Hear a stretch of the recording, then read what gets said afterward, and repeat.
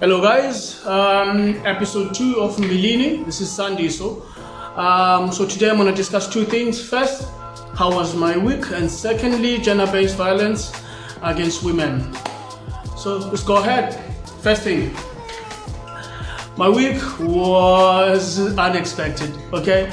So I knew that it would be rough, but I didn't expect this.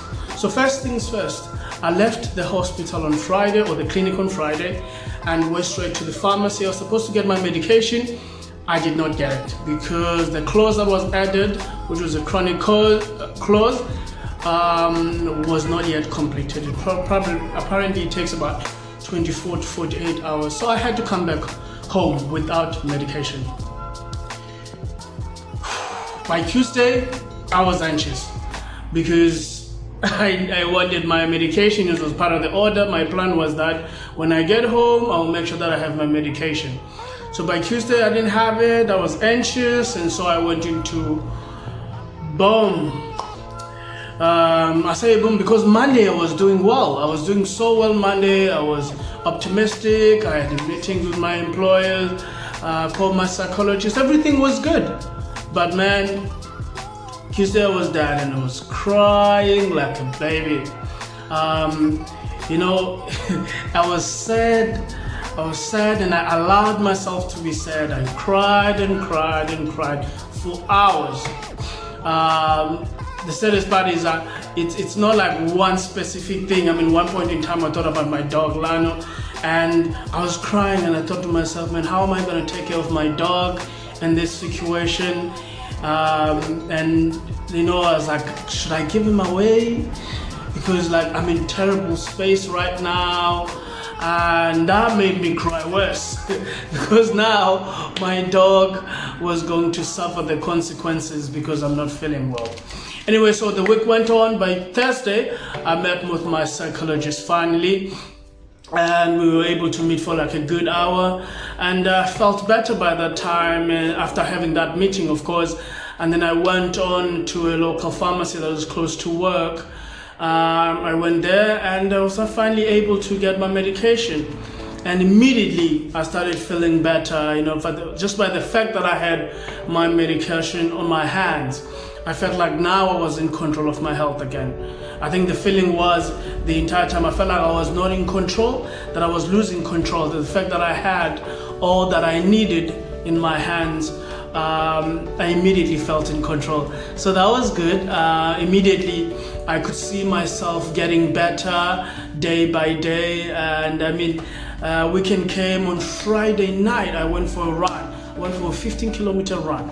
That was good. I was surprised. I surprised myself there. And I'm thinking of doing it again.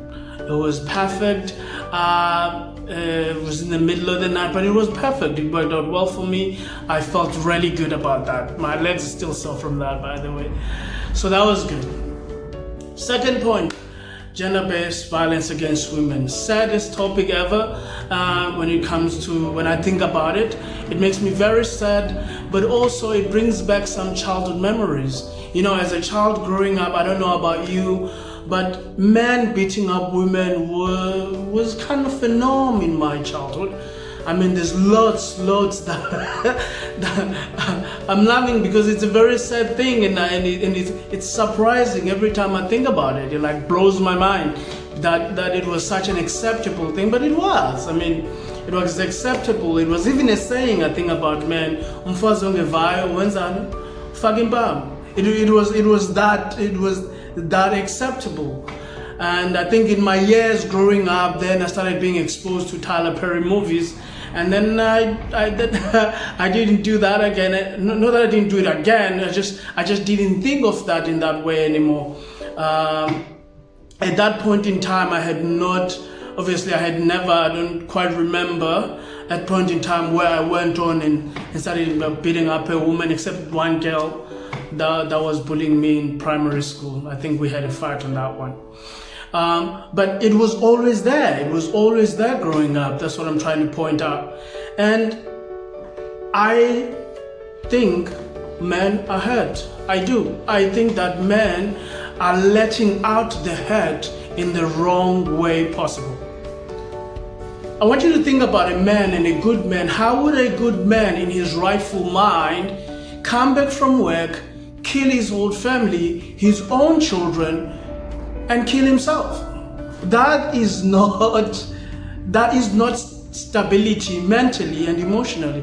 That is definitely instability in the highest form, if you like. That is not right.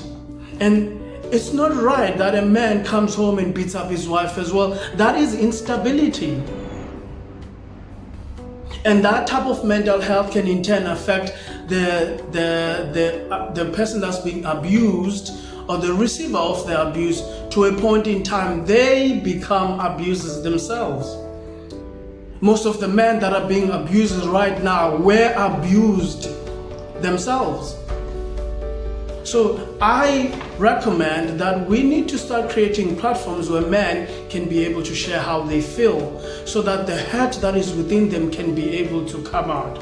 The first thing that we can do, or the second thing that we can do on top of the one that I just said, secondly, we need to create the space where it's okay for a man to say, I'm not well. Lento yandoda bendoda funeka ibe strong does not work anymore. It's not helping you as a woman. It's not helping me as a man. It doesn't help any man. This being strong, that a man has to be strong, it's not helping, because the strongness it refers to masculinity. It's not referring to a man being strong inside emotionally. Most men are big, they have huge muscles, but they have the softest hearts ever. And they're quite emotional. You know, you can be big and be full of muscles, but he's a type of man that cries, and it needs to be okay for a man to cry. They're saying that a man doesn't cry prevents a man from actually mourning when somebody has passed away, and actually being sad about things that make him sad. So I think that we need to start creating platforms where a man can be able to be himself, not to be what society tells him to be. Forget about this unwritten order of things, that this is how a man is supposed to be. We need to start thinking about how we are supposed to. You start thinking about how you are supposed to be as a man, and how am I supposed to be as a man. The truth is, you face difficulties as a man. You face difficulties at work just because you are black if you're a black man, just because you're colored if you're a colored man, and just because you are a man if you are any other color as a man. The man that worries me the most is the black man, because I am that man and I know that man. And I face challenges that man faces. The challenges that most black men face is the challenge of not being enough. Always trying to be enough for the society, always trying to be enough for your family, always trying to be enough for your girlfriend, always trying to be enough for your wife. When are you enough for you? So we need to start creating platforms where men can say, you know what, I don't feel like I'm enough, therefore I need assistance in being able to make a change in my life. The more we create these opportunities, the better men can be emotionally and mentally, and the more men can be able to treat women right. I do not think that these men do not love their women, even though they abuse them. I just think that they do not know how to share the feelings that they are going through, how to share the things that they are going through, how to share their ideas. That is my 2 cents. Please share your comments below. Remember to subscribe to my channel, so as I continue to bring you more of these. I'll let you know how next week goes. Enjoy your week. Bye.